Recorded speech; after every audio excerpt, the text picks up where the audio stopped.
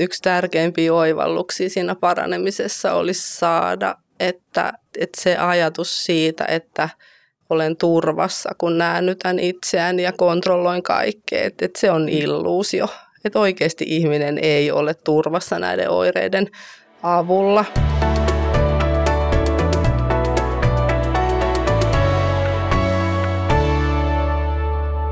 Moikka! Tämä on Elämän nälkään podcast, keskusteluohjelma syömishäiriöistä. Mä oon Siiri Korpiniitty Syömishäiriökeskuksesta ja tänään mun kanssa on keskustelemassa psykologi, psykoterapeutti ja Syömishäiriökeskuksen toiminnanjohtaja Pia Charpentier. Moikka! Moi! Ja ravitsemusterapeutti Riikka Viljanen Syömishäiriökeskuksesta. Tervehdys! Tervetuloa! Tänään me puhutaan anoreksiasta, eli laihuushäiriöstä. Ja mennään suoraan asiaan. Pia, mä kysyn sulta ihan ensimmäisenä, että minkälainen syömishäiriö tämä anoreksia oikein on? Miten siihen sairastutaan ja kuka sairastuu ja minkälaisia vaiheita tähän sairauteen kuuluu? Anoreksia, siis laihuushäiriö, on semmoinen sairaus, jossa ihminen kokee, että se on jotenkin vähän vääränlainen usein ja sitten vähän niin kuin ratkaisuna siihen semmoiseen oloon, että mun pitäisi muuttua, mun pitäisi olla toisenlainen, niin hän alkaa sitten laihduttaa.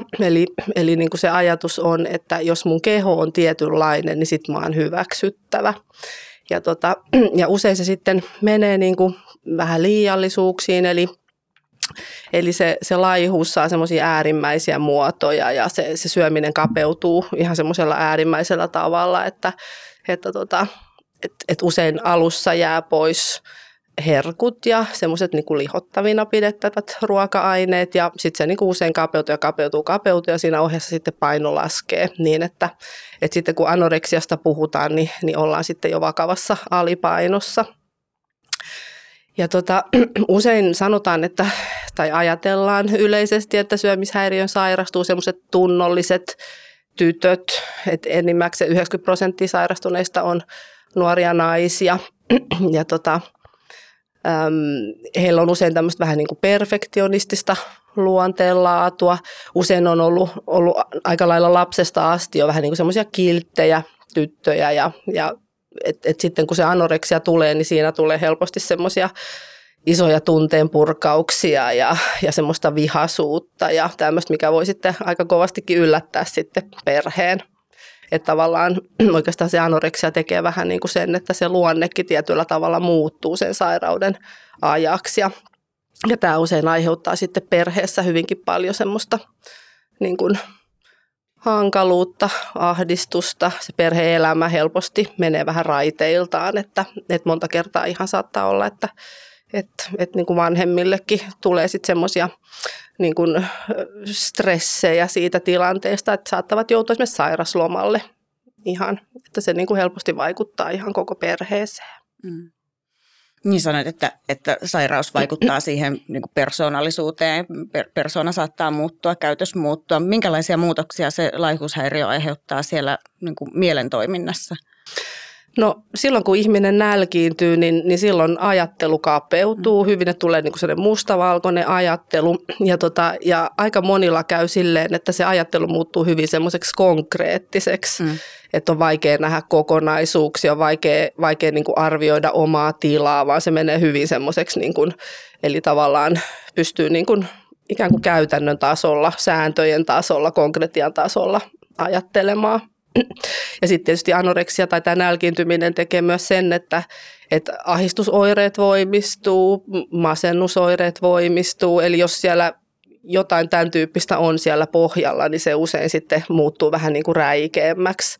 Ja sitten kun se sairaus etenee, niin usein se niin kuin ajattelu enenevästi tulee mustavalkoisemmaksi ja on niin kuin yhä vaikeampi nähdä sitä omaa tilaa ja myöskin ottaa vastaan sit muiden näkemyksiä siitä, että nyt on jotain pielessä tai jotain pitäisi muuttaa. Että se oma ajattelu on hyvin semmoinen niin kuin ehdoton ja jäykkä usein, että siihen ei tavallaan mahdu sitten sitä, että pystyisi puntaroimaan muiden mielipiteitä. Että sun mielestä tässä tilanteessa on jotain hankalaa, pitäisikö mun miettiä, että mä tekisin toisella tavalla, että sen tyyppinäyttely ei oikein onnistu sitten siinä kohtaa, kun se nälkiintyminen niin kuin tavallaan heikentää sitä aivojen toimintaa niin, että se normaali ajattelu ei ihan enää onnistu sitten vakavassa vaiheessa. Niin, että siinä ei ehkä ymmärräkään sitä, että mä oon nyt tosi oikeasti pulassa tämän kanssa, vaan edelleen on semmoinen olo, että mun täytyy olla laihempi. Niin liittyykö siihen sitten semmoista, niin kuin, että se ajatus siitä omasta kehosta on jo aika epärealistinen? Joo, kyllä. Ja siinä on usein se, että kun ne anoreksia-oireet niin kuin helpottaa sitä ahdistunutta oloa ja semmoista niin kuin psyykkistä vaikeaa oloa, niin sitten se ihminen jää siihen kiinni, että kun mä nälkiinnytän itseäni, niin sitten mulla on vaan helpompi olla. Et siinä on tietyllä tavalla semmoinen niin kuin välittömän helpotuksen aspekti, johon sitä tavallaan jää sitten koukkuun. Että jos mä en tee näin, niin mulla tulee niin hirveä olo, että mä en kestä sitä, joten mun on pakko nälkiinnyttää itteni, jotta mulla olisi edes jotenkuten siedettävä olo. Ja se on niin kuin se, mikä sitä toimintaa sitten ohjaa. Ja jos joku tulee sanomaan, että hei, että sun pitäisi nyt tehdä vähän toisella tavalla, että toi ei oikein käy, niin se tuntuu ihan mahdottomalta ajatukselta, koska sitten se olo, tai sitten tuntuu, että no itse, että jos mä en tee näin, niin en mä kestä olla, että miten mä selviin. Niin sen takia sitä ei tavallaan oikein pystykään ottaa muilta vastaan sitä semmoista toppuuttelua tai ehdotuksia siitä, että pitäisi käyttäytyä eri tavalla tai muuttaa jotain. Niin sä sanoitkin tuossa, että se ruokailu niin kuin itsessään on yksi semmoinen, tai että se lähtee kapeutumaan, kun lähdetään laihduttamaan. Minkälaisia, tai kun sanoit siitä, että sitä, niin kuin se mieli takertuu niihin tapoihin ja johonkin konkreettisiin asioihin, niin minkälaisia, Riikka, minkälaisia muutoksia sä näet, tai minkälaisia muutoksia tapahtuu siis siinä ruokailussa muuta kuin sitä kapeutumista? Tuleeko siihen jotakin muunlaista oiretta siihen syömiseen mukaan? Joo, no siis ne ruokamäärät tosiaan niin kuin vähenee tavalla tai toisella ja yleensä aika usein tähän liittyy sitä kaloreiden laskemista, että valitaan just ne vähiten kaloreita sisältävät ruuat ja kaupassa aina katsotaan niin kuin etiketistä, että missä jogurtissa on vähiten kaloreita esimerkiksi ja niitä saatetaan silleen automaattisesti laskea päässä koko ajan ja siis pahimmillaan se syöminen menee ihan semmoiseen paastoamiseen, että tuskin syö mitään, joka rajoittaa sitten myös juomistakin, koska se juominenkin näkyy painossa sitten hetkellisesti. Että voi olla myös sellaista kuivumista siinä sitten. Paastoilua, aterioiden väliin jättämistä, just että ne, just niin kuin Pia sanoi, herkut jää pois, mutta sitten myös kaikki muut tämmöiset, missä on enemmän energiaa. Voi olla, että ainoastaan sellainen ruoka, tai sellaista ruokaa, että ihminen pystyy syömään, minkä hän on itse valmistanut tai valinnut, koska silloin tietää just ne, että mitä se sisältää. Että toisten tekemä ruoka voi olla liian vaikea, kun ei pysty arvioimaan niitä kaloreita, mitä siinä on. Että sen takia esimerkiksi kouluruokaa on vaikea syödä tai ravintolassa on vaikea syödä tai äidin tekemää ruokaa on vaikea syödä, jos ei ole niin kuin päässyt vahtimaan, että mitä siihen tulee ja vaikuttamaan. Ja sitten koko siihen ruokailutilanteeseen saattaa tulla erilaisia tämmöisiä rituaaleja ja sääntöjä, joilla kanssa sit just sitä varmaan niinku yrittää sitä just sitä semmoista niinku ahdistusta vähän säädellä, että voi kestää tuntia ennen kuin pystyy aloittaa se ruokailun, koska sitten pitää ensin tehdä se ruoka tietyllä tavalla ja ottaa tietynlaiset astiat ja pilkkoa se tietyllä tavalla ja voi syödä vain tiettyyn aikaan ja tietyssä paikassa ja että kauheasti semmoisia sääntöjä se syömishäiriö saattaa sitten sinne päähän niin kuin iskostaa. Ja nämä on just niitä, mitä Pia tarkoitti niin kuin sillä, että helpotetaan sitä omaa oloa ja näiden niin kuin rituaalien kautta ja sen oireen kautta se oma olo saattaa helpottua. Mutta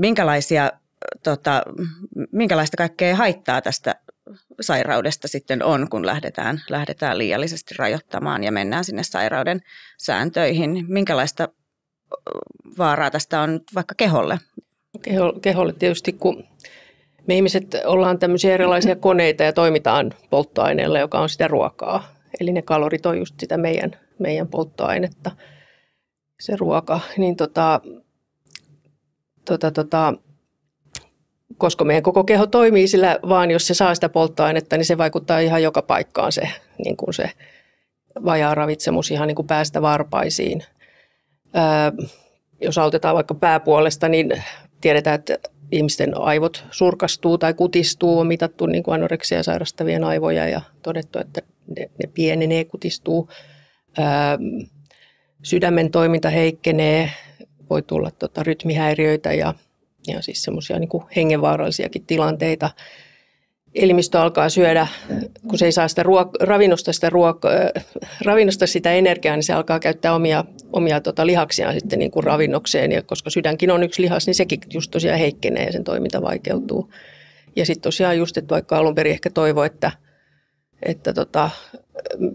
saisi lihakset säilymään, mutta rasvakudosta häviäisi, niin käykin sitten oikeastaan niin päin, että se mitä nopeammin niin kuin laihtuu, niin sitä enemmän menettää just sitä lihasta sitten. Eli se lihasvoima heikkenee.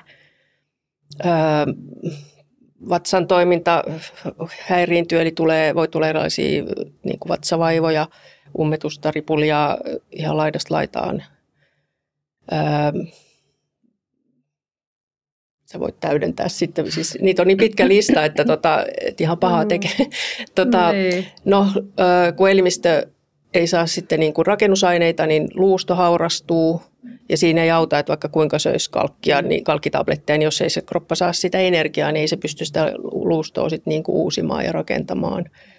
Sitten jos on hyvin nuori sairastunut, niin kasvu ja kehitys tietysti häiriintyy, eli voi olla jäädä niin kuin se pituuskasvu kesken, ettei ei saavutakaan sitä tavoitepituutta, mikä oli ehkä alun perin geenien puolesta tarkoitus. Ja hormonitoiminta häiriintyy, eli kuukautiset jää pois ja muukin hormonitoiminta siis häiriintyy.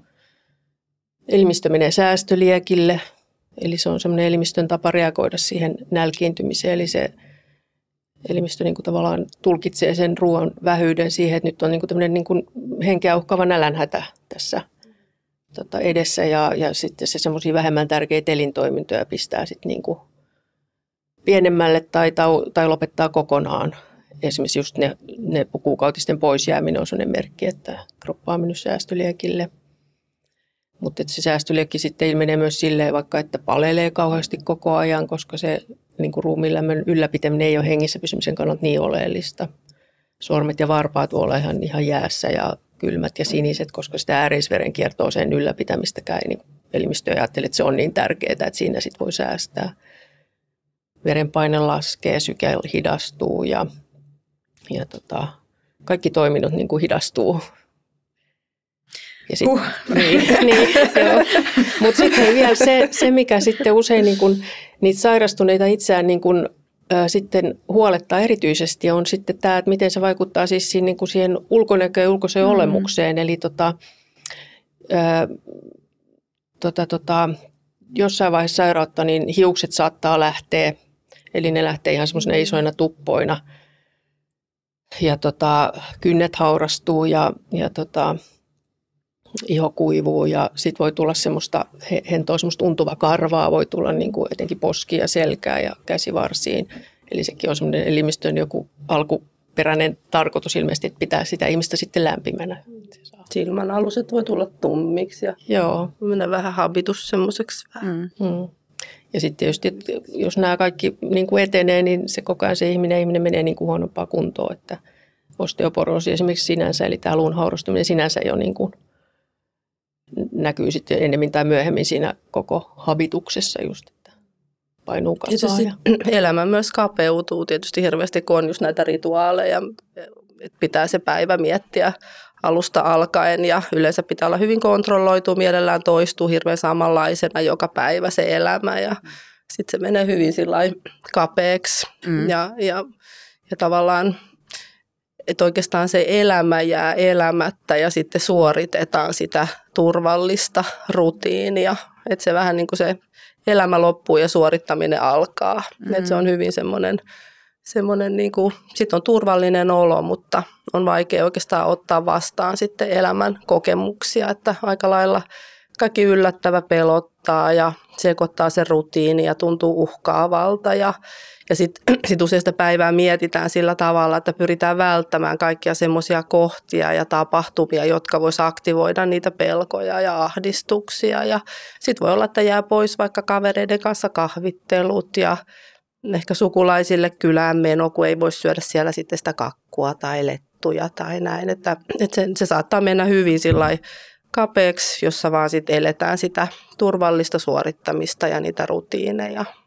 Niin, että kun yritetään hoitaa pois oireilulla niitä vaikeita tunteita, niin sitten siinä käykin niin, että sitten niin kuin monesti sit leikkautuu pois myöskin paljon kaikkea hyvää ja hyviä tunteita ja myöskin sitten niiden hankalien tunteiden käsittely kärsii. Kyllä, että ylipäänsä se niin kuin pakeneminen ratkaisuna niin kuin olon helpottamiseksi on vähän semmoinen niin kuin umpikuja reitti, että sillä ei pääse pitkälle. Niin, anteeksi, mä keskeytän. Siinä on sellainen niin kuin ristiriita just, että tavallaan niin kuin saa sitä pahaa oloa lievitettyä niillä syömishäiriöoireilla ja sitten toisaalta vointi vaan pahenee. Että sitten lopuksi ihminen ei tiedä, että mihin suuntaan nyt tässä oikein pitäisi lähteä. Ja sairaus siellä rummuttaa sitä, että valitset vaan tämän valitsemasi tien uudelleen ja uudelleen. Ja se terve minä on kuitenkin vielä siellä. Joo. Niin se on niin kuin helppo hämääntyä siitä, koska niin kuin tulee välittömästi sellainen pikkuinen helpotus, kun oireilee. Mutta sitten niin kuin pitkällä tähtäimellä niin sit se olo pahenee ja pahenee. Siihen ikään kuin jää koukkuun, että se ahdistus helpottuu hetkeksi välittömästi. Et siihen jää koukkuun, mutta sitten ikään kuin jotenkin ei riitä sitten tietyllä tavalla psyykkinen energia miettiä sitä, että mitä tämä pitkällä tähtäimellä tarkoittaa. Et jos mä nyt kestäisin tämän pahan olon, niin sitten mulla tulisi kokonaisvaltaisesti hyvä olo. Mutta kun mä nyt pakenen tätä pahaa oloa tässä, niin sitten itse asiassa nyt tulee hyvä olo, mutta pitkällä tähtäimellä mun vointi vaan heikkenee. Ja sitten ehkä jossain vaiheessa voi alkaa tulla semmoinen orastava ajatus, että onkohan tämä nyt ihan hyvä juttu ja lähteä sitten harkitsemaan sitä toipumisen mahdollisuutta tai että ehkä syntyy joku sairauden tunto mukaan siihen. Se sairauden tunnottomuushan monesti on justiinsa se, mikä sitten siinä oravan pyörässä niin kuin pitää. Niin, vaikka tietäisi, että on sairas, niin sitten ei ikään kuin uskalla ajatella sitä vaihtoehtoa, että mä luopuisin näistä oireista. Niin, siis aluksihan siinä on, me puhutaan semmoista kuherrusvaiheesta, just jolloin ei ole sitä tunnetta, että mikään olisi vialla, ja jos muiden huoli niin kuin tuntuu silleen, että mitä noin nyt tuossa niin kuin hössöttää, että mulla on kaikki oikein hyvin. Mutta sitten just jossain vaiheessa, kun tulee just näitä ikäviä niin kuin, näitä erilaisia komplikaatioita, niin sitten rupeaa pikkuhiljaa ehkä silleen tulee sellainen epävarmuus, että onko tämä sittenkään hyvä linja. Tässä on nyt kuultu aika paljon sitä, että mitä haittaa anoreksiasta on aika hurja sairaushan tämä on ja aiheuttaa todella niin kuin monenlaista vauriota sekä siellä kehossa että mielestä. Onko anoreksiasta mahdollista kuitenkin parantua? Mä olisin äsken vielä, mun olisi pitänyt jo lisätä äsken, kun mä luettelin niitä kauheita seuraamuksia, että onneksi ne on kaikki niin kuin sitä osteoporoosia lukuun ottamatta, ja tietysti jos niin kuin näännyttää itsensä kuolleeksi, niin sitten ei enää toivu, mutta siis ne kaikki oireet kuitenkin, sekä psyykkiset että fyysiset, niin on sitten semmoisia, jotka korjaantuu, jos saa sitä aliravitsemustilaa niin kuin kääntymään sitten siihen, että rupeaa niin kuin tervehtymään, paino nousemaan, ravitsemustila korjaantumaan. Joo, ja kyllä ehdottomasti paranee, että se onkin niinku semmoinen hirveän tärkeä, vaikka me ollaan nyt maalattu näitä synkkiä kuvia tässä näin, niin niinku korostaa sitä, että syömishäiriössä todellakin paranee. Ja siinä on niin paljon, mitä itse voi todella niinku tehdä sen eteen, että ei tarvitse ajatella, että nyt mä oon tämän sairauden uhri ja paranenkohan mä vai en, minkä niinku saattaa somaattisen sairauden kanssa olla. Että syömishäiriössä on niin paljon semmoista, mitä voisit itse tehdä sen hyväksi, että paranee. Ja kyllähän sitten näiden niin kuin tutkimusten mukaan niin 80% paranee selkeästi. Ja sitten me niin kuin tiedetään ja ollaan nähty tässä vuosikymmenen saatossa, että vaikka sairastaa 30 vuotta, niin siitäkin voi vielä parantua. Että sitä toivoa ei pidä koskaan menettää missään vaiheessa. Että todellakin paranee. Kyllä mä ajattelisin, että lähdetään siitä, että paranee. Että sitten se on niin kuin kyse siitä, että minkä reitin valitsee. Että jos pääsee hyvään erikoisyksikköön heti, niin mahdollisuudet on erittäin hyvät. Ja sitten tietysti jos sitten tuommoisessa vaikkapa yleispsykiatrian puolella se ei oikein lähde etenemään, niin sitten on hyvä seuraavana steppinä ajatella, että hakeutuu erikoisyksikköön. Mutta kyllä mä niin kuin sanoisin, että lähdetään siitä, että totta kai paranee. Mitä pitää tapahtua, että paranee? Jos Riikalta kysyn ensin vaikka, että mitä siinä ruokailussa täytyy tapahtua? sitä pitää lisätä. Joo, mutta se on tietysti paljon helpommin sanottu kuin tehty, koska me tiedetään, niin kuin tässä on tullut jo esiin se, että se palvelee niin monta asiaa se syömishäiriö, että ruoan lisääminen ei olekaan ihan niin helppoa. Ja pelottaa ihan hirveästi ja pelottaa se, että sitten mun paino räjähtää, jos mä nyt rupean syömään. Mutta sitä ruokaa määrää pitää uskaltaa lisätä ja siihen tosiaan siis aika harvoin se onnistuu yksin, että siihen tarvii just sitä ammattiapua ja perheen apua tai jonkun läheisen apua usein. Mitä on tärkeää muistaa siinä, että kun lähtee lisäämään sitä ruokailua, minkälaisia asioita siinä on hyvä ottaa huomioon? Me puhutaan täsmäsyömisestä, eli se pitää sisällään sen, että olisi hyvä syödä tasaisesti pitkin päivää, eli säännöllisesti 3-4 tunnin välein, jolloin se elimistö saa just sitä ravintoa koko ajan, eikä verensokerit tipahda ja vireystila säilyy ja just ne se psyykkinenkin vointi pysyy sitten tasaisempana koko päivän, kun syö säännöllisesti. Sitten pitää uskaltaa syödä riittävästi. Tarkoitus ei ole syödä mitenkään liikaa, mutta ei tietenkään myöskään liian vähän. Että semmoinen sopiva määrä, joka on tietysti hirveän yksilöllinen sitten. Josta esimerkiksi just niin kuin mä ravitsemusterapeuttina sitten me jutellaan siitä sitten asiakkaiden kanssa. Ja sitten siihen paranemiseen kuuluu myös semmoinen sallivuus, että uskaltaa syödä kaikkea, mikään ei olisi kiellettyä ja myös niitä herkkujakin sitten loppujen saa kyllä syödä. Ja ne kannattaa itse asiassa joka varhaisessa vaiheessa sitä hoitoprosessia ja niin kuin toipumista ottaa kuvioihin takaisin mukaan. Nekin kuuluu elämään. Jep. Eli kun lähdetään niin kuin korjaamaan sitä ravitsemusta, niin silloin myöskin usein tässä tilanteessa, kun on se vaikea aliravitsemus kyseessä, niin korjataan myöskin sitten sitä painoa, jolloin niin kuin ihminen joutuukin sitten kohtaamaan sen pahimman pelkonsa siitä painon noususta. Millä keinoilla sitten niin kuin voidaan tukea sitä mieltä, jotta niin kuin uskaltaa lähteä tekemään tämmöisiä muutoksia, jossa joutuu sitten niin kuin kasvokkain ikään kuin sen vihollisensa kanssa?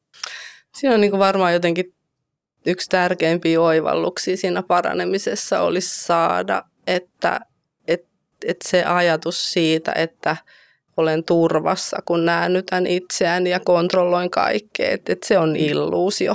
Että oikeasti ihminen ei ole turvassa näiden oireiden avulla. Että tavallaan että alkaa niin kuin nähdä sitä, että tämä on vähän tämmöinen ajatusvankila, että mun pää on rakentanut nyt tämmöisen verkoston näitä ajatuksia, jotka pitää mut vankina, saa mut luulemaan asioita, jotka ei ole tosia. Ja pikkuhiljaa alkaa niin kuin saamaan etäisyyttä niihin ajatuksiin, oppii näkemään vähän niin kuin ikään kuin objektiivisesti, mitä se pää puuhailee. Ja sille alkaa niin kuin saada semmoista väljyyttä siihen, että pystyy alkaa vähitellen kyseenalaistaan niitä sairautta tukevia ajatuksia. Että jos mun päähän tulee semmoinen ajatus, että mä en ole minkään arvoinen, mutta vaikkapa näännyttämällä mä oon turvassa, niin sitten opettelee sen, että hei hetkinen, tämähän on tämä ajatus, mikä tukee anoreksia, että oikeastihan tämä ei ole näin. Että oikea ajatus on se, että mä oon turvassa, että nämä ei pidä mua turvassa ja että mulla on oikeus syödä, mulla on oikeus voida hyvin, mä oon arvokas ihminen ja niin poispäin. Ja se on pitkä prosessi tietysti korvata ajatus, että mä en ole minkään arvoinen ajatuksella, että mä oon tärkeä. Toki, että sehän ei mene yksi yhteen, mutta vähitellen niin kuin sitä kohti ja just se prosessi, että alkaa saada siitä kiinni, että nämä ajatukset, minkä mukaan mä elän ja mä luulen, että ne on totuuksia, niin ne onkin vaan niin kuin mielikuvitusta, jos nyt näin rankasti voi sanoa, että ne ei ole totuuksia, että ne on semmoisia ajatuksia, joita mun pää on kehittänyt. Monilla todennäköisesti hyvästä syystä, että elämä on ehkä opettanut, ehkä on ollut semmoisia tilanteita, joissa on saanut sitä viestiä, että mä en ole arvokas, mä en ole tärkeä, mun tunteet, tarpeet ei ole tärkeitä. Että se on niin syvälle juurtunut semmoinen totuus ikään kuin sinne mieleen, että sen niin kuin jotenkin uskominen, että se ei olekaan totta, voi olla ihmiselle ihan semmoinen kokonaisen terapiaprosessin pituinen niin kuin, tie ymmärtää se. Mutta siitä se niin kuin lähtee silleen syvimmillään. Että. Joo, tämä kuulostaa just siltä semmoiselta työltä, mitä voi olla aika vaikea tehdä niin kuin yksin omassa varassa, että jos mieli on kovasti siellä niin kuin ankaruuden syövereissä ja arvottomuuden syövereissä, niin se, että se kokemus siitä omasta arvokkuudesta tulisi jotenkin orgaanisesti sieltä omasta mielestä nyt niin kuin väliin, niin on aika epätodennäköistä, että siinä usein sitten on tosi iso merkitys just vaikka sillä terapeutilla tai hoitavalla henkilöllä, että pääsee jonkun kanssa vähän niin kuin tutkimaan sitä mielenmaisemaa ja että ne omat läheiset, ne jotka sun arvos niin kuin näkee ja tunnustaa, niin niillä on iso merkitys siinä. Kyllä. Ja kun se mieli tekee vielä niin kuin semmoisen tepposen, että jos mä uskon, että mä oon arvoton, niin sit mun kaikki havainnointi ikään kuin menee sen uskomuksen mukaan. Eli sitten mä huomaan, kun sä katsot poispäin tai sä katsot kelloa, kun mä puhun sulle, että no niin, tässä sitä näin, toi Siiri mua arvosta. Ja sitten kun sä sanot, että hei Pia, sä oot hyvä tyyppi, sitten mä ajattelen, että no mitään taka-ajatuksia sulla on. Tiedätkö, että sitä on niin kuin vaikea ottaa vastaan sitä positiivista, että ikään kuin sitä, mitä se systeemi tarvitsee. Niin se systeemi on myöskin niin kuin rakentanut semmoiset suojamekanismit sitä ravintoa, sitä henkistä ravintoa vastaan. Ja se on myös semmoista, mitä sitten hoidossa pitää purkaa pois, että se ihminen alkaa pystyä ottamaan vastaan sitä henkistä ravintoa, sitä sosiaalista ravintoa, mitä se tarvitsee. Ja minkä puute usein on siellä ihan niin kuin syynäkin siihen sairastumiseen. Että se on vähän semmoinen niin kuin ihmisen mielen paradoksi tietyllä tavalla, että aina kun meillä on joku semmoinen kestopuute, joku tarve ei tule tyydytetyksi, me aina kaivataan huomiota tai vastaavaa, niin se aina tarkoittaa sitä, että meidän systeemissä on myös joku, mikä estää sitä tarvetta tyydyttymästä. Koska jos sitä estettä ei olisi, niin sittenhän mä tyydyttyisin siitä, kun mä saan sulta huomiota, mä saan sulta positiivista palautetta. Mä olisin ihan, että niin mä oonkin hyvä tyyppi, jos mä pystyisin vastaanottaa. Mutta sitten jos mä heti rupean silleen niin kuin vähättelee sitä tai torjuu sitä tai kieltää sen tai suutun siitä jopa, niin silloinhan se on se este.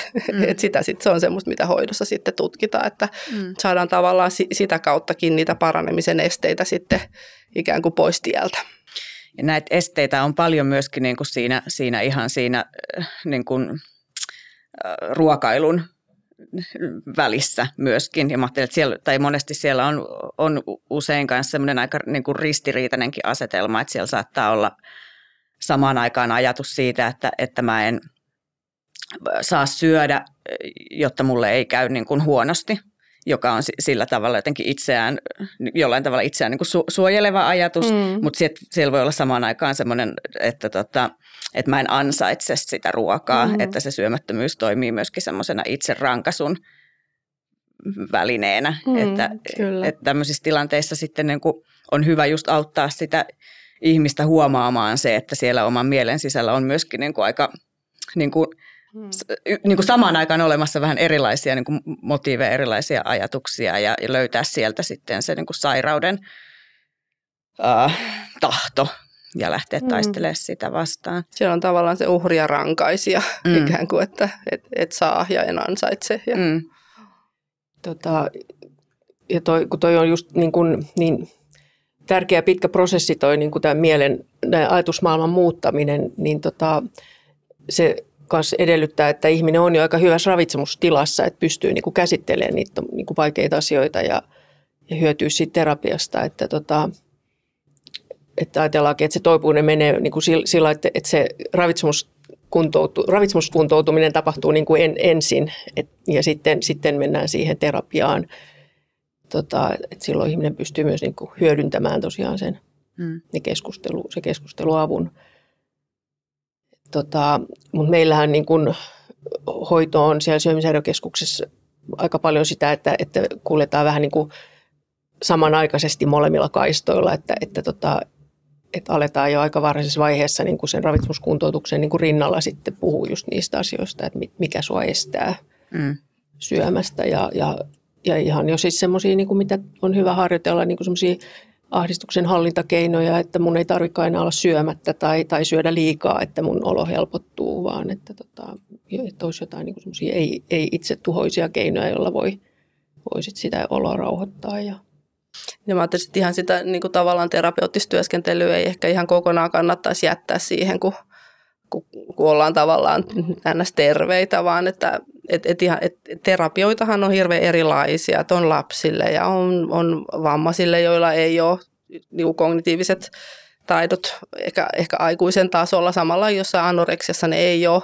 aikuisen tasolla aikuisellakaan, mutta että sitten on semmoisia terapiamuotoja, että mä ajattelin, että joku kognitiivinen psykoterapia, mitä paljon sovelletaan syömishäiriöissä, niin siinä on niin kuin elementtejä, mitä pystyy soveltamaan myös tilanteessa, jossa kognitiiviset taidot ei ole ihan kympissä. Että sillä mä ajattelin, että se olisi niin kuin kauhean tärkeää, että just niin kuin sanoit, että meillä tehdään, että on nämä linjat tavallaan kulkee koko ajan rinnakkain, että myös siinä vakavassa vaiheessa olisi se psykologisen hoidon elementti mukana siinä, koska kun niistä oireista alkaa luopua, niin se ahdistus voimistuu usein niin sietämättömälle tasolle, että jos ei siihen millään lailla puututa tai sitä tueta, niin me jätetään se ihminen silloin yksin sen ahdistuksensa kanssa. Ja siitä, että silloin anoreksia, me tiedetään, että se ei ole kauhean niin kuin taitoa, tai sillä ei ole semmoisia terveitä keinoja säädellä sitä ahdistusta. Ja sitten me laitetaan sillä ruualla se ahdinkoon, jätetään se ahdistuksen kanssa yksin.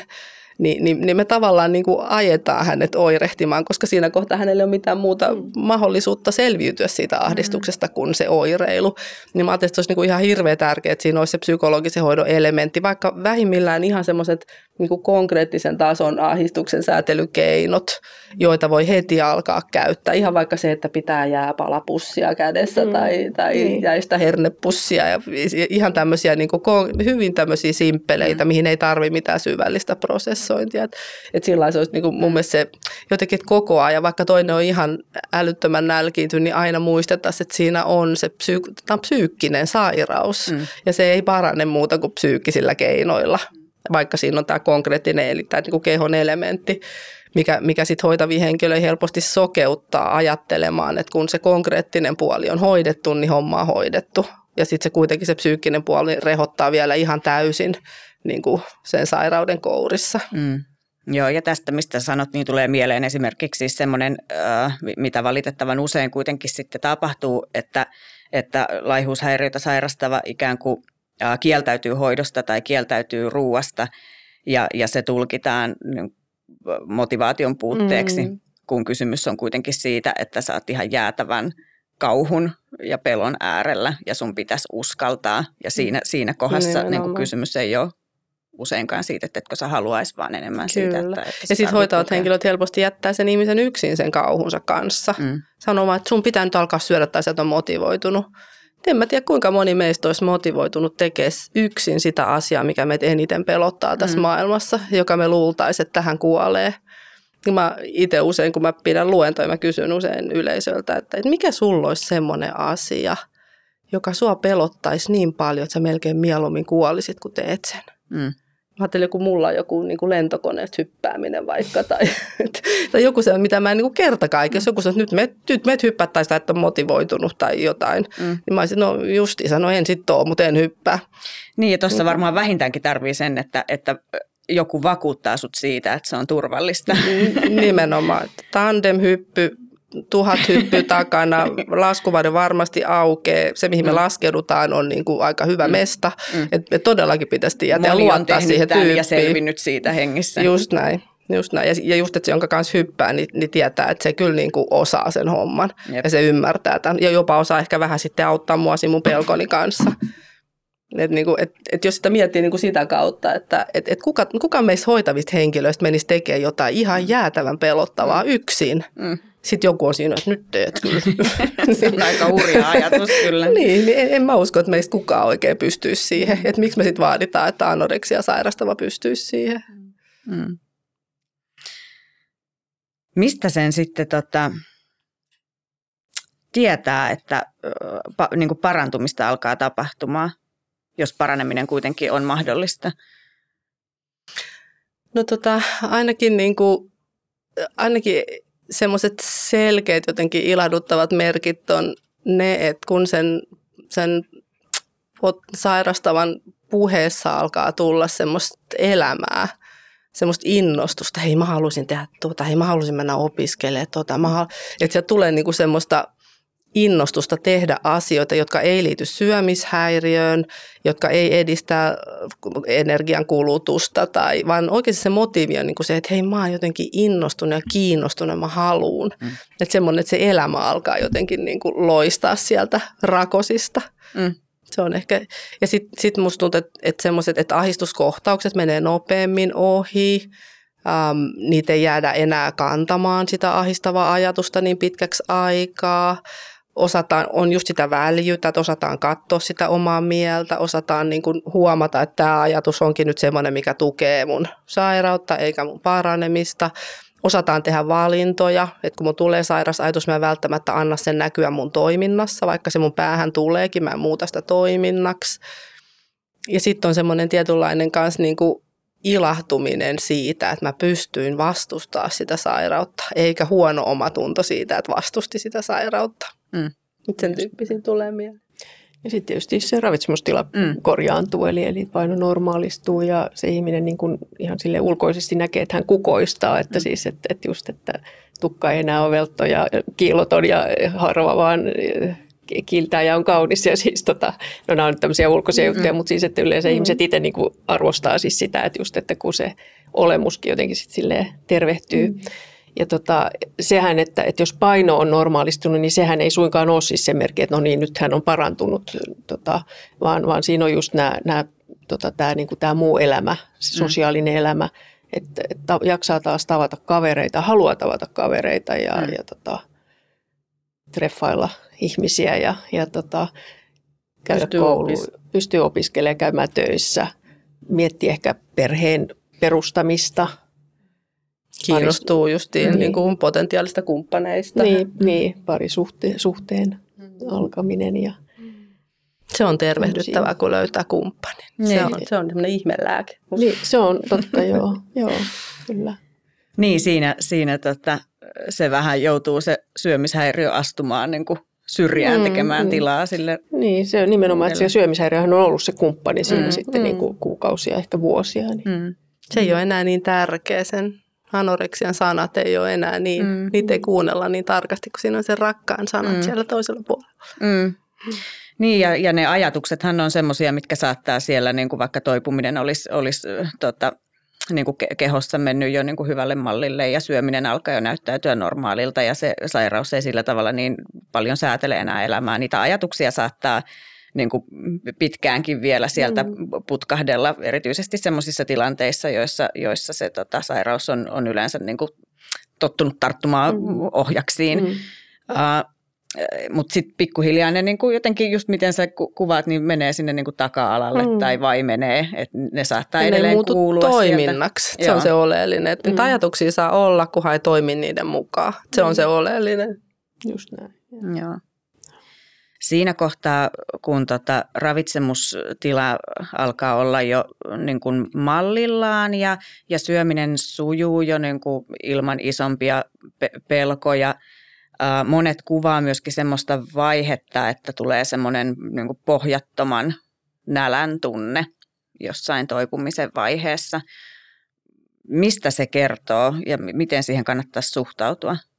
Niin joo, puhutaan extreme hungerista, jonka monet niin kuin tosiaan asiakkaat tietää siitä ja ehkä myös pelkää, että se tulee. Eli se on semmoinen tosiaan niin kuin pohjaton nälkä kuvaa sitä just hyvin. Eli vaikka on just syönyt, niin saattaa tulla pian taas uudelleen nälkä tai tuntuu, että mikään annos ruokaa ei niin kuin riitä.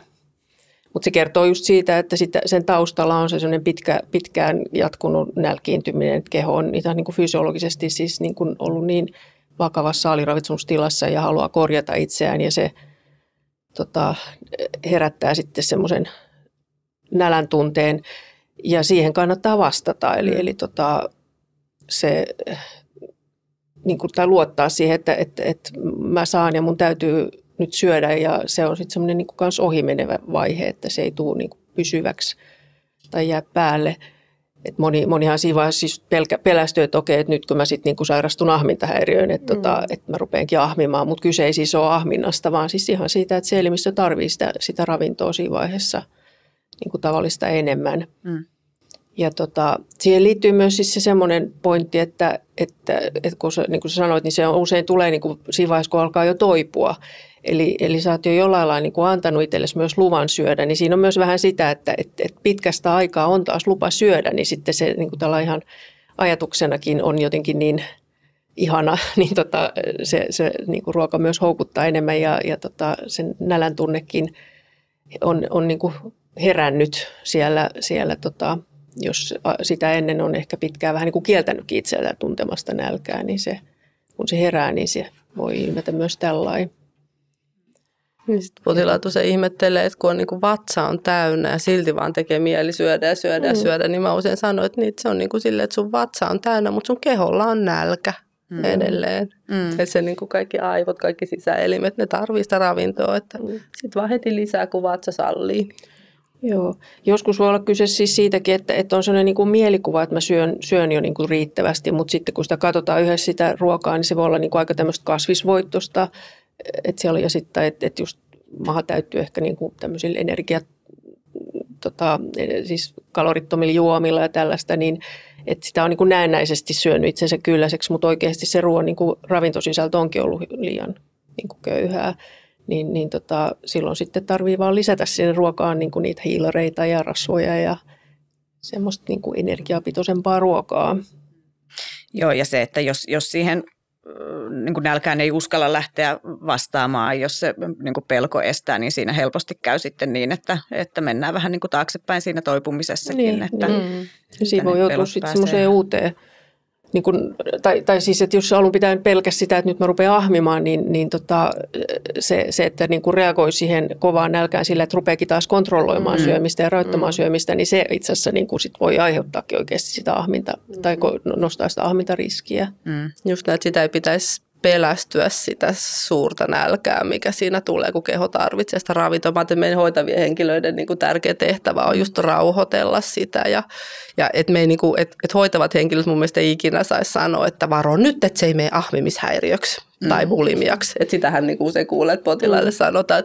Että mä kyllä niin kuin hoitaville henkilöille sanoisin, että niin ei saa sanoa. Et meidän tehtävä on tukea sitä, että on rohkea syömään ja on rohkea kuuntelemaan sitä kehoa. Et nyt kun sä annat sille, niin se kyllä rauhoittuu. Et se on semmoinen viisari, että kun ollaan oltu täällä nälässä, niin nyt sitä käydään niin kuin siellä. Että nyt kun se keho saa, niin nyt se pyytää. Sitten se kyllä tasoittuu siihen normaaliin. Se menee ohi. Se menee ohi. Joo. Laihuushäiriöitä on aika paljon, tai tuntuu, että se on ehkä niin kuin tässä viime vuosina vielä niin kuin erityisesti niin kuin tuon koronan jälkeen on alkanut lisääntymään. Ja siis tämäkin, mitä tänään on puhuttu, niin on kysymys aika hurjasta sairaudesta, joka pistää niin kuin sekä yksilön niin kuin todella kovaan myllyyn, mutta myöskin niin kuin on niin kuin ihan niin kuin isoja seurauksia, koska aiheuttaa myöskin kustannuksia yhteiskunnalle ja on riskinä, että ihmiset myöskin menehtyy tähän sairauteen. Ja perheenjäsenet myöskin sairastuu. Kyllä. Se kärsimyksen määrä, mitä anoreksia mukanaan tuo, niin on aika merkittävä. Todellakin. Onko jotakin, mitä teille tulee niin kuin nyt tässä mieleen, että millä keinoilla niin kuin laihuushäiriötä voitaisiin ennaltaehkäistä sekä jotenkin yksilötasolla, jos ajattelee vaikka omaa tytärtä tai sitten niin kuin yhteiskunnasta niin kuin laajemmin? Vähän tämmöinen pikkukysymys vielä. Ihan pikkuinen kysymys tuli vaan siinä. No, jos mennään ihan tälleen niin kuin ruohonjuuritasolle se oma tytär, niin just tämä, että perheissä niin kuin, syödään yhteisiä aterioita, ei laihduteta, ei puhuta ihmisistä niin kuin kriittisesti heidän ulkonäöstä, painosta on semmoinen niin kuin ruokamyönteinen suhtautuminen ja ruokaa ja yhdessä syöminen on iloinen asia. Saa herkutella, ei ole mitään sääntöjä ja kieltoja. Tietysti kohtuuden rajoissa totta kai vanhemmat huolehtii lapsensa niin kuin terveellisestä syömisestä, mutta että se ilmapiiri on semmoinen niin kuin myönteinen myös tämän suhteen, ulkonäön, syömisen, myös liikunnan suhteen. Liikunnastahan me ei nyt olla puhuttukaan mitään, mutta että siinäkään ei mennä niin kuin liiallisuuksiin. Ja sitten mä sanoisin, että anna sen sun tyttären nähdä sun silmistä ja katseesta, miten ihana se on. Se on tärkeä, joo. Et kun ihminen tietää, että se on ihana, se tietää, että se on arvokas, se tietää, että sen tarpeet on tärkeitä, niin ei se halua pahoinpidellä itseensä. Se elää elämäänsä vahvana. Ihana ajatus. Ja tähän mun täytyy niin kuin lisätä myöskin se, että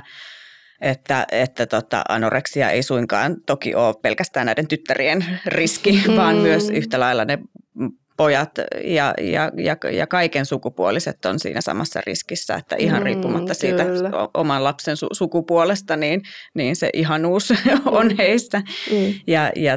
Ja ehkä, tai itse mietin, että se on varmaan myöskin niin kuin tärkeä asia muistaa syömishäiriöiden ja laihuushäiriöiden ennaltaehkäisyssä yhteiskunnassa myöskin, että muistettaisiin se, että kukaan ei ole niin kuin tavallaan luontaisesti turvassa siltä sairaudelta, vaan että jokainen hyötyy siitä, että sitä omaa vointia skannataan ja että yritetään ennaltaehkäistä erilaisilla keinoilla. Laihuushäiriöhän ei ole pelkästään lasten ja nuorten sairaus, vaan myös aikuisiällä voi sairastua. Tämmöistä kysymystä mä haluan kysyä tässä teiltä, kun mä luulen, että tämä voi olla semmoinen kysymys, mitä moni just vanhempi miettii, mitä moni ehkä hoitotyötä tekevä henkilö miettii, tai no kuka tahansa sä oot, joka kohtaat laihuushäiriötä sairastavaa ihmistä, oot hänen tukenaan toipumisessa, että kun anoreksia sairastava kysyy sulta, että näytänkö mä lihavalta, onko mä turvonnut, onko mä läski, mikä on oikea vastaus tähän kysymykseen? Mitä te vastaatte? Mitä kannattaa vastata, mitä ei? Mä varmaan lähtisin liikkeelle jotenkin siitä, että mä en varmaan vastaisi sinänsä siihen kysymykseen, vaan mä niin kuin jotenkin nostaisin sen sille tasolle, että nyt se taitaa ahdistella sua se anoreksia. Että nyt se niin kuin yrittää saada sulle turvallisen olon tuon kysymyksen kautta. Että musta tuntuu, että me ei niin kuin yritetä nyt helpottaa sun oloa sillä, että me saadaan anoreksia rauhalliseksi, vaan niin kuin, että sä oot ihana, sä oot tärkeä. Mä varmaan tekisi jotain sen kautta. Juuri viime viikolla eräs asiakas oven suussa lähtiessään kysyi vähän häpeilen silleen, että sano nyt mulle, että näytäks mä lihavalta. Ja mä en myöskään vastannut siihen kysymykseen, vaan vähän ton suuntaista, mitä Pia, että sä oot hyvä tyyppi noin, kun sä oot. Ja mä oon sanonut myös niin kuin aiemminkin asiakkaille sitä, että sanon mä tuohon nyt mitä hyvänsä, niin se anoreksia, se ei niin kuin riitä sille anoreksialle, että se kysyy sitä sitten sekunnin päästä, että halusi kysyä taas uudestaan, että annetaan sen nyt ton äänen nyt vaieta. Mitä riskejä siihen sisältyy, jos lähtee vakuuttelemaan, että et näytä lihavalta todellakaan? En mä usko, että siinä mitään riskiä on, mutta siinä tavallaan sitten vaan niin kuin lisätään sitä anoreksian innokkuutta. Niin kuin, ja mä ajattelin, että siinä voi vähän niin kuin tulla tavalla, että siitä voi tulla semmoinen säätelykeino ja usein ehkä nuorille varsinkin tulee, että sitten kysyy koko ajan, no näytäks mä lihavalta, lihoks mä jos mä syön tämän, että ikään kuin se olon säätely jää riippuvaiseksi siitä, että toinen vakuuttaa koko ajan, että ei kun sä oot laiha. Ja silloin ehkä niin kuin vahvistetaan sitä, että se on merkityksellinen kysymys ja että tavallaan siinä on riski siihen, että lähdetään niin kuin ikään kuin lohduttamaan sillä, että ei hätää, et ole ikään kuin se, että olisi, niin olisi hätätila. Eli siinä on jälleen se, että aina jos me ahdistusta hoidetaan anoreksian keinolla, niin me vahvistetaan anoreksia. Jos me vastataan tuohon kysymykseen, ei sä et ole lihava, niin silloin me lohdutetaan anoreksiaa. Ja se ei auta eteenpäin. Joo, siinä on vähän semmoinen veteen piirretty viiva, että milloin semmoinen niin kuin realisointi ja realisoiva niin kuin psykoedukaatio kiepsahtaa sinne niin kuin anoreksian palvelukseen. Ja tämä on tätä hienosäätöä, mitä siinä työssä sitten niin kuin joutuu tekemään. Ja se on tärkeää tiedostaa, että siinä on tämä tämmöinen riski ikään kuin. Kyllä, just näin.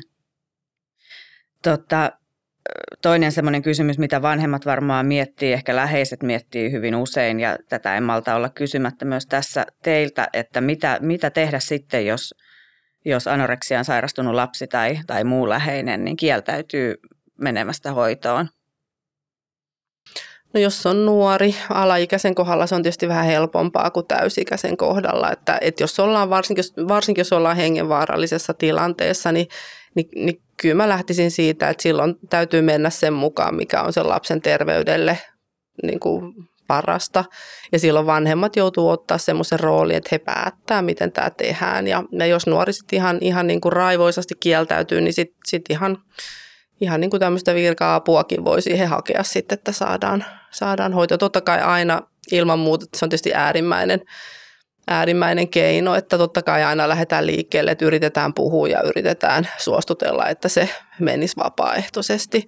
Mutta mä ajattelin, että se, että luovutetaan ja sanotaan, että no ei sitten, niin en oikein näkisi vaihtoehtona silloin, kun ollaan vakavassa tilanteessa. Että kyllä mä ajattelisin, että sitten etsitään joku keino, jos sitten läheisen on vaikea löytää yksin, niin sitten ei kun apua ja yhteys niin kuin auttaviin tahoihin ja yhdessä mietitään, mitä tässä voi tehdä. Aikuisen kohdalla se toki on niin kuin vaikeampaa, koska aikuisella on eri lailla sit se itsemääräämisoikeus, että siinä kyllä tietenkin niin kuin ehkä sit vielä enemmän korostuu se neuvottelu, mutta siinä on tavallaan vähän se, kun anoreksiahan on semmoinen sairaus, joka saa ihmisen niin kuin käpertymään tavallaan sen oman navan ympärillä ja se ei huomaa sitä rankkuutta, mikä siinä ympärillä olevilla ihmisillä on sen sairauden takia, niin mä ajattelisin, että läheiset voi kyllä myös niin kuin tietyllä tavalla muistuttaa sitä sairastunutta, että nyt tässä sun hoitoon menemisessä on kyse tietenkin siitä, että sun henki pelastetaan, mutta myös, että se on meille tärkeää meidän oman jaksamisen vuoksi. Ja tämä on myös semmoinen hankala tasapainottelutilanne, että ei tietenkään pidä syyllistää sitä sairastunutta siitä, mutta se on myös realiteetti, että se hoitoon hakeutuminen, niin se ei ole vaan sen sairastuneen asia. Että siinä tietyllä tavalla hoidetaan sitä koko perhettä, vaikka ei konkreettisesti hoidettaisikaan, mutta sillä, että se sairastunut saa apujaan turvassa hoitopaikassa, niin se auttaa niitä läheisiä myöskin. Ihan varmaan se, että hei, että mä voin varata sen ajan ja mä tuun sun mukaan. Mennään yhdessä sinne hoitoon. Yes. Mitä nyt jos tätä podcastia kuunteli joku tyyppi, jolla on laihuushäiriö ja jota ihan hirveästi pelottaa ajatus siitä hoitoon tulemisesta, niin mitkä olisi sellaiset rohkaisevat terveiset, mitä sä Pia haluaisit hänelle lähettää tässä hetkessä? Mä sanoisin, että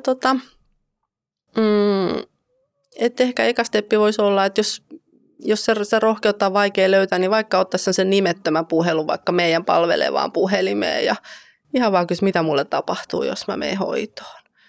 Ja sitten niinku se, että nyt niinku se sairaus saa sut ajattelee, että sä oot turvassa ja tämä jollain lailla tekee sun elämästä parempaa.